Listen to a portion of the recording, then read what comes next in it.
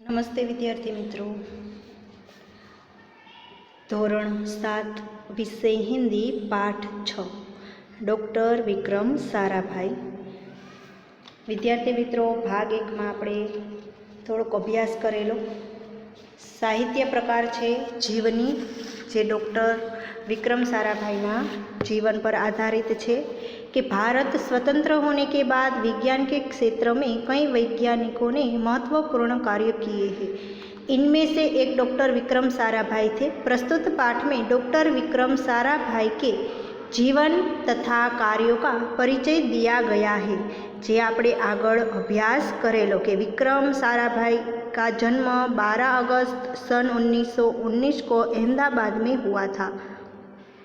पिता का नाम अंबालाल तथा माता का नाम सरला देवी था. विक्रम साराभाई 8 भाई बहन थे. उन्होंने मैट्रिक की परीक्षा सन 1934 में पास की. सन 1934 से 37 में गुजरात कॉलेज अहमदाबाद से इंटर की पढ़ाई की. सन 1937 में इंग्लैंड चले गए. 1940 में कैम्ब्रिज से गणित व भौतिकी में बीएससी की परीक्षा में सफलता प्राप्त की.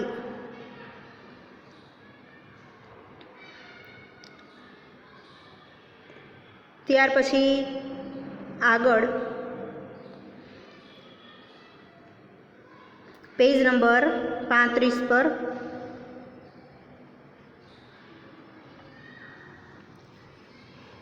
डॉक्टर विक्रम साराभाई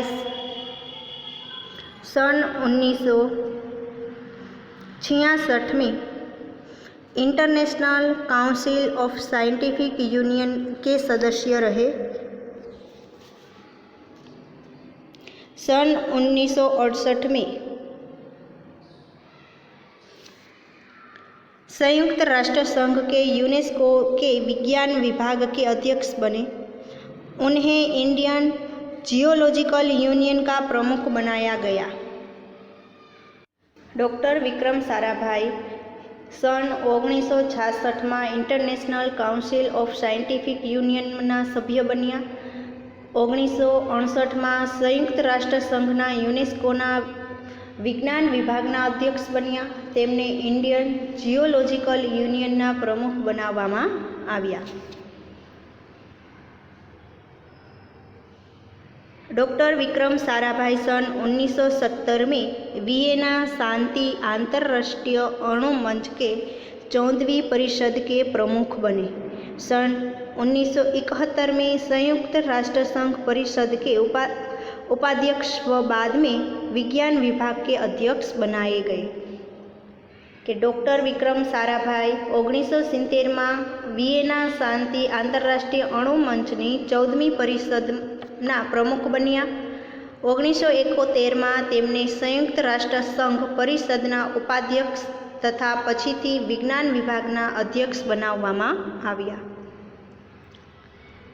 वह केवल उच्च कोटि के वैज्ञानिक ही नहीं थे, बल्कि व्यस्तताओं के बावजूद कला, शिक्षा व समाज के लिए पर्याप्त समय निकाल लेते थे. उनके ही प्रयासों से अहमदाबाद में लोक विज्ञान केंद्र एवं नेहरू विकास संस्थान की स्थापना हुई. यहाँ वह जन सामान्य की विज्ञान के प्रति रुचि जागृत करने के लिए कार्यरत रहे. कि तेओ फक्त उच्च कोटिना वैज्ञानिक ज न हता, परंतु काममां व्यस्त रहेवा छतां कला, शिक्षण तथा समाजने माटे पूरतो समय काढी लेता हता. तेमना ज प्रयत्नोथी अमदावादमां लोक विज्ञान केंद्र अने नेहरू विकास संस्थाननी स्थापना थई. અહીં તેઓ સામાન્ય માણસની વિજ્ઞાન પ્રત્યે रुचि जागृत करवा माटे कार्य करता रह्या. वह 21 दिसंबर सन 1971 की काली तारीख थी. डॉक्टर विक्रम साराभाई को त्रिवेंद्रम के लॉन्चिंग स्टेशन थुम्बाग में कार्य निरीक्षण के लिए भेजा गया था. वहाँ वह एक होटल में ठहरे हुए थे. यहीं हृदय की गति रुकने से उनकी मृत्यु हो गई. उनके निधन से विज्ञान में नित नए आयामों को जोड़ने वाला एक जीवन चक्र सदा के लिए रुक गया। ऐसी महान प्रतिभा को शत शत नमन। કે ડૉક્ટર વિક્રમ સારાભાઈને ત્રિવેન્દ્રમના લોજિંગ સ્ટેશન થુંબામાં કાર્યનું નિરીક્ષણ કરવા માટે મોકલવામાં આવ્યા હતા। ત્યાં તેઓ એક હોટલમાં રોકાયા હતા।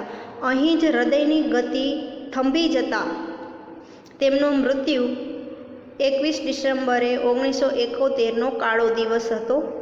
તેમના અવસાનથી વિજ્ઞાનમાં નિત્ય નવા ક્ષેત્રોને જોડનારું એક જીવનચક્ર હંમેશા માટે અટકી ગયું। આવી મહાન પ્રતિભાને સત સત નમન। ત્યાર પછી પેજ નંબર 36 છે, તેમાં અભ્યાસમાં પેલું છે કે निम्नलिखित प्रश्नों की मौखिक चर्चा कीजिए। कि विक्रम साराभाई ने अपने नाम खुद क्यों चिट्ठी लिखी होंगी? ये तमारे मौखिक विचारवानुं छे। त्यार पछी बीजू छे कि विक्रम साराभाई साइकिल पर विभिन्न कलाबाजियाँ करते थे, इस तरह आपको क्या करना पसंद है? ये पण तमारे मौखिक विचारीने कहेवानुं छे। त्यार पछी छे कि इस पाठ को ध्यानपूर्वक पढ़ते हुए विक्रम साराभाई के बचपन की घटना अपने शब्दों में लिखिए। तो विक्रम साराभाई की उम्र उस समय 5-6 वर्ष की होगी। उनका परिवार घूमने फिरने शिमला गया था। विक्रम के पिता अंबालाल एक बड़े उद्योगपति थे, इसलिए उनके नाम प्रतिदिन ढेरों पत्र आते थे।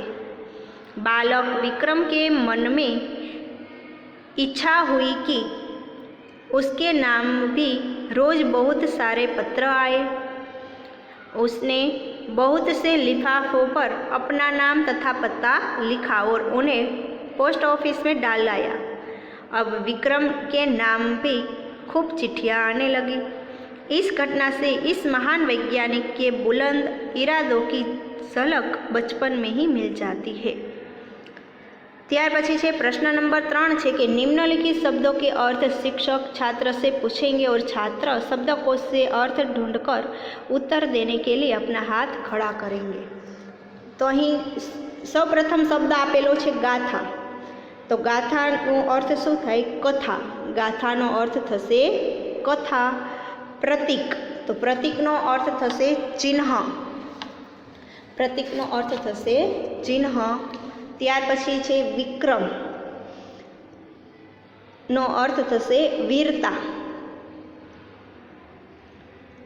तत्पश्चात तेनो अर्थ थशे उसके बाद। तत्पश्चात नो अर्थ थशे उसके बाद। केम्ब्रिज नो अर्थ थशे इंग्लैंड का एक विश्वविद्यालय। इंग्लैंड का एक विश्वविद्यालय। भौतिक, तो तेनो अर्थ थशे सांसारिक। अंतरिक्षनो अर्थ थशे आकाश। अंतरिक्षनो अर्थ थशे आकाश। प्रयोगशाला, तो वह स्थान जहाँ विज्ञान संबंधी प्रयोग किए जाते हैं। वह स्थान जहाँ विज्ञान संबंधी प्रयोग किए जाते हैं। इंटरनेशनल, तो अंतरराष्ट्रीय। इंटरनेशनल नो अर्थ थशे अंतरराष्ट्रीय।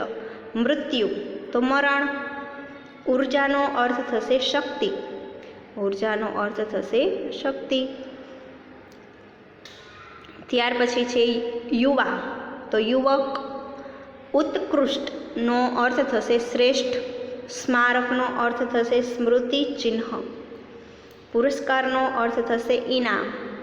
અને હવાઈનો अर्थ થશે काल्पनिक, हवा से संबंधित। त्यार पछी छे प्रश्न नंबर 4, शब्दार्थ में निर्देशित शब्दों का वाक्य में प्रयोग कीजिए। शब्दार्थ शब्दनो हे विद्यार्थी मित्रों, तमारे शब्दार्थ में अहीं आपेलो शब्द छे पेलो इरादा। तो एनु वाक्य शुं बनशे कि हमारा इरादा हमेशा बुलंद होना चाहिए। शब्दार्थना शब्द लेवाना। तो शब्दार्थ में पहलो शब्द कयो छे अहीं? इरादा। ત્યાર પછી लिफाफा, तो लिफाफे के ऊपर पिताजी का नाम है। ત્યાર પછી ત્રીજો શબ્દ છે ઢેરો। ઢેરો यानी दीपावली पर ढेरों मिठाइयाँ बिकती है। वाक्य શું બનશે? दीपावली पर ढेरों मिठाइयाँ बिकती है। लेस, तो तेनु वाक्य बनसे कि हमारी पाठशाला में वैज्ञानिक उपकरणों से लैस एक प्रयोगशाला है। अनुसंधान, तो वैज्ञानिक अनुसंधान में लगे रहते हैं। वैज्ञानिक अनुसंधान में लगे रहते हैं। उपाधि, वाक्य बनसे मैं भारत रत्न की उपाधि पाना चाहता हूँ। ત્યાર પછી प्रश्न 5 है कि दूरदर्शन यानी टीवी देखना लाभदायी है या हानिकारक, क्यों? कारण सहित तर्क कीजिए। कि आज घर घर में दूरदर्शन आ गया है। अपनी लोकप्रियता के कारण वह हर परिवार के लिए अनिवार्य बन गया है। प्रत्येक वस्तु से कुछ लाभ के साथ कुछ हानियाँ भी होती है, परंतु दूरदर्शन तो लाभों का खजाना है। यह हमें देश विदेश में होने वाली घटनाओं की जानकारी देता है। उन घटनाओं के जीवंत दृश्य भी दिखाता है। बाढ़, अकाल, भूकंप आदि से होने वाले नुकसान दूरदर्शन पर देखकर हमारी मानवता जाग उठती है। दूरदर्शन तरह तरह से हमारा मनोरंजन करता है। फिल्में, धारावाहिक, नाटक आदि के द्वारा यह हमें आनंद देता है। देशभक्ति, समाज सुधार आदि के कार्यक्रम दिखाकर दूरदर्शन समाज में जागृति पैदा करता है। दूरदर्शन पर क्रिकेट, फुटबॉल और टेनिस के मैच देखकर हमारी खुशी का पार नहीं रहता। टीवी के कौन बनेगा करोड़पति जैसे कार्यक्रम ने सबका दिल जीत लिया है, परंतु टीवी देखने से बच्चों की पढ़ाई में बाधा पड़ती है। खेल कूद छोड़कर टीवी से चिपके रहने के कारण उनके स्वास्थ्य पर बुरा असर पड़ता है।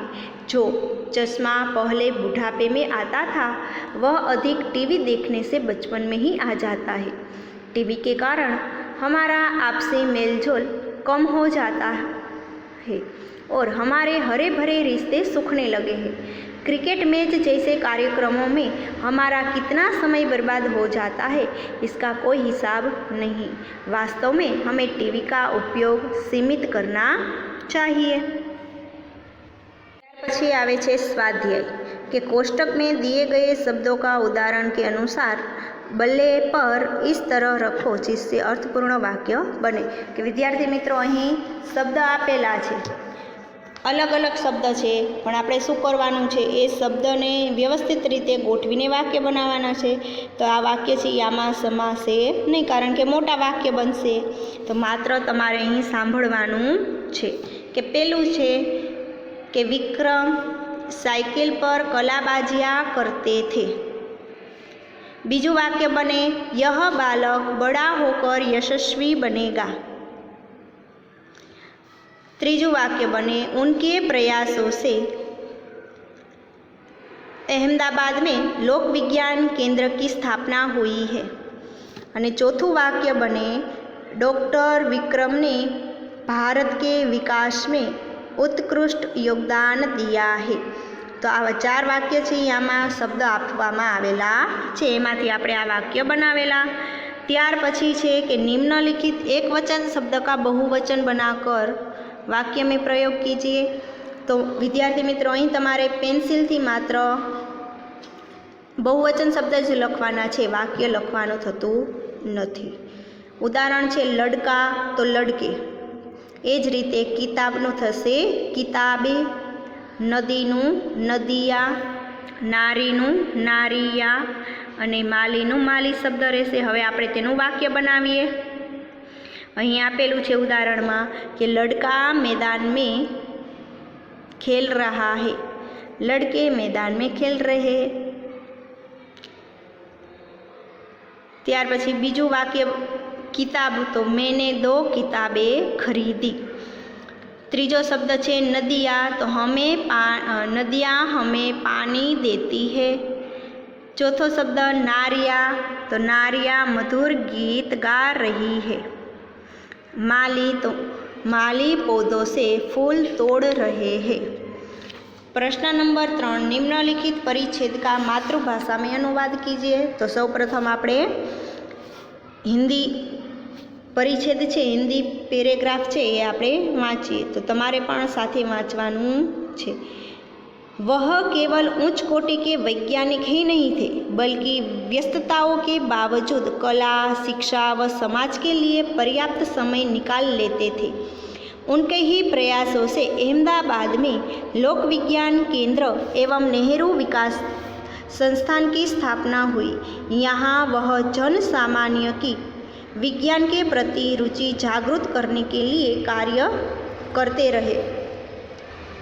હવે આપણે તેનું ગુજરાતી કરીશું। તો તેઓ ફક્ત ઉચ્ચ કોટીના વૈજ્ઞાનિક જ ન હતા, પરંતુ કામમાં વ્યસ્ત રહેવા છતાં કલા, શિક્ષણ તથા સમાજને માટે પૂરતો સમય કાઢી લેતા હતા।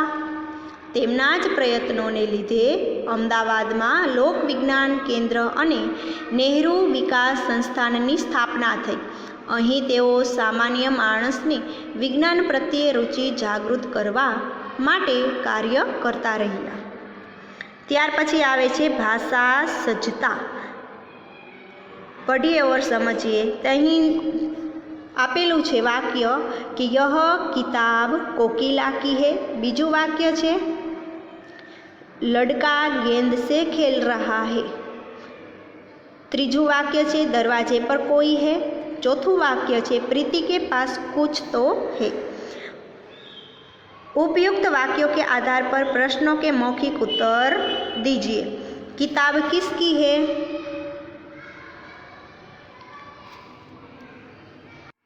किताब किसकी है? तो आमा तमे कोई पण उत्तर लखी सको के किताब मीना की है।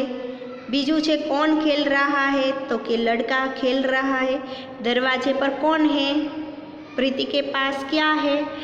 तो उपरना बंने वाक्य छे पेलू बीजू एमां तमे कोई पण व्यक्ति अथवा तो वस्तुनुं नाम तमे आपी सको। लेकिन 3 और 4 में आप निश्चित व्यक्ति या वस्तु का नाम नहीं बता सकते।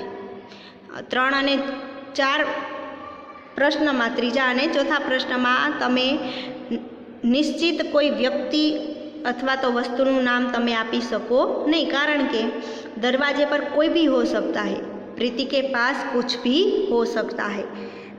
तो हवे आवे छे निश्चयवाचक सर्वनाम। तो पहले 2 वाक्य में निश्चितता है, अतः जिस सर्वनाम के द्वारा किसी पास या दूर की वस्तु या व्यक्ति का निश्चित रूप से बोध करवाया जाए उसे निश्चयवाचक सर्वनाम कहते हैं। जैसे यह, वह, ए रीते निश्चयवाचक सर्वनाम कोने कहेवाय? तो कि जिस सर्वनाम के द्वारा किसी दूर या पास की वस्तु या व्यक्ति का निश्चित रूप से ज्ञान करवाए, के पासे होय के दूर होय, कई वस्तु होय के व्यक्ति निश्चित रूपे आपने जे बोध करावे, ज्ञान करावे, तेने निश्चयवाचक सर्वनाम कहेवाय छे। अनिश्चयवाचक सर्वनाम तो कि तीसरे और चौथे वाक्य में अनिश्चितता है।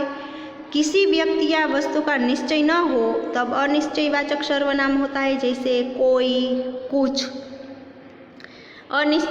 निश्चयवाचक सर्वनाम कोने कहेवाय? कि जेना विषे वस्तु अथवा तो व्यक्ति विषे आपणे निश्चय न करी शकीए तेने अनिश्चयवाचक सर्वनाम कहे छे।